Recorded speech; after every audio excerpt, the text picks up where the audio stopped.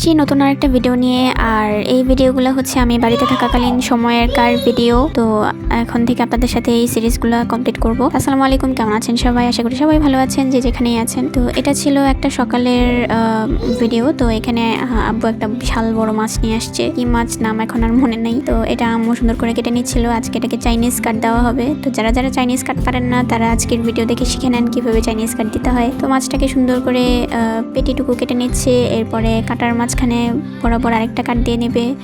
এরপরে ছোট ছোট পিস করে নেবে। সব মাছগুলো সমান সমান সুন্দর করে পিস করে নিচ্ছে। তো এখানে মাছ কাটতে কাটতে অন্যদিকে হচ্ছে আব্বু মাসকলাইয়ের ডাল নিয়ে আসছে। এগুলো আবার প্রসেসিং করা না। তো আমি এগুলোকে এখন একটু প্রসেসিং করব।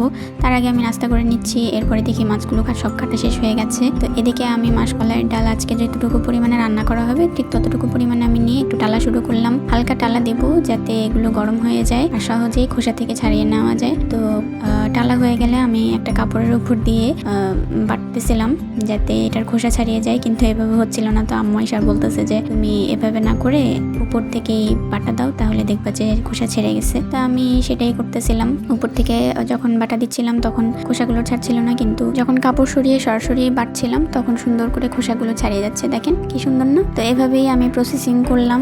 সবগুলো থেকে খোসা ছাড়িয়ে নিয়েছি।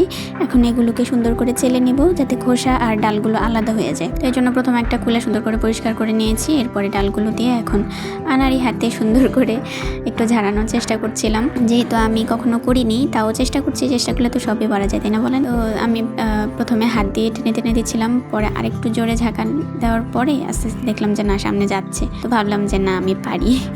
এদিকে আবার নাশোয়া আমাকে বাইরে একলা একলা রেখে গেট আটকে দিয়ে সুন্দর করে আবার ঘরে চলে যাচ্ছিল আর আমাকে টাটা দিয়ে চলে যাচ্ছিল। তো ওর একটু ক্লিপ নিয়েছি। এরপরে দেখেন আমার সব ডাল কিন্তু খুব সুন্দর করে ঝাড়া হয়ে গেছে। এখন এই যে ময়লা করেছি এগুলো দেখলে আম্মাজান বাক্য দিবে, তাই বাক্য শোনার আগে এগুলোকে সুন্দর করে পরিষ্কার করে ফেলি। এগুলোকে সুন্দর করে আগে ঝাড়ু দিয়ে পরিষ্কার করে নেব আর এগুলোকে আমি গাছের গোড়া দিয়ে নিব যাতে আমাদের সাথে সাথে গাছেরাও একটু ভালো করে পুষ্টি পায়। তো এগুলো আস্তে আস্তে পানি দেওয়ার পরে পচবে আর গাছের গোড়ায় সেই পুষ্টিগুলো চলে যাবে আর গাছগুলোও আমাদের মতো পুষ্টি পাবে। তো এই যে দিয়ে দিচ্ছি আর বাকি গাছগুলোকে বলছি তোমাদেরকেও দিব পরে আবার যখন হবে। যাই হোক, সান্ত্বনা টান্তনা দিয়ে এখন আমি ডালগুলো ঘরে নিয়ে যাচ্ছিলাম আর এখানে এসে আমাকে পাখি দেখাইতে আসছে মনে হয়।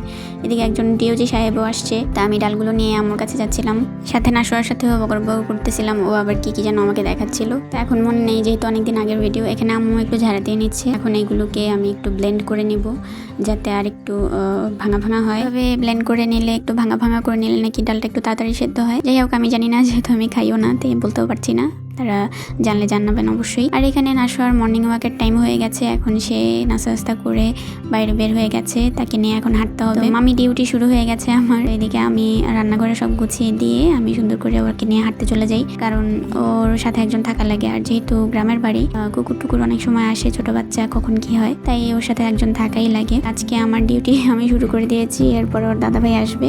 তা আমি এখানে যেতে চাচ্ছিলাম না, তাই ও আমাকে ডেকে ডেকে নিয়ে যাচ্ছিল। যেতে চাচ্ছি না তাই আমাকে চুম্মা টুম্মা দিয়ে বলছিল চলো যাই। তো ওর সাথে কিছুক্ষণ দৌড়াদৌড়ি করলাম। আর যতদিন ছিল বাড়িতে ততদিন বাড়ির চারপাশটা এভাবে দৌড়েছে সে, মানে বাইরে বের হলে তার আর কিচ্ছু লাগবে না, সে সারাদিন দৌড়াতে পারবে। এদিকে আবার তার বেবি পড়ে গেছে নিচে, তো বেবিটিকে একটু ঝাড়া টাড়া দিয়ে নিল। আবার আমাকেও ডাকছে যে আবার আসো দৌড়াই। তো এদিকে আমি একটু মরিচ গাছের, তারপরে ধনে পাতার যে ক্ষেত করেছে চারপাশে, এদিকে পালং শাক, এদিকে লাল শাক, এগুলোর সুন্দর ক্লিপ নিচ্ছিলাম। আমরা যখন একদম গিয়েছি তখন একদম ছোট ছোট ছিল, এখন তাও কিছুটা বড় হয়েছে। তো এই তো ওদের ক্লিপ নিয়ে আমি আবার ছাদে গিয়েছি নাশোয়ার কাপড় দিতে।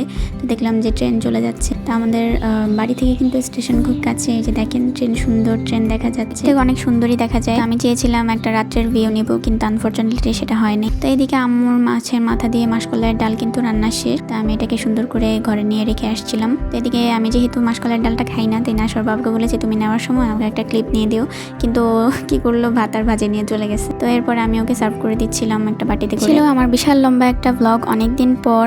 আশা করি আপনাদের কাছে ভিডিওটা ভালো লাগবে। ভিডিও ভালো লাগলে লাইক কমেন্ট শেয়ার করতে ভুলবেন না। আর আজকে আপনাদের কাছে বিদায় নিচ্ছে নাশোয়া। টাটা।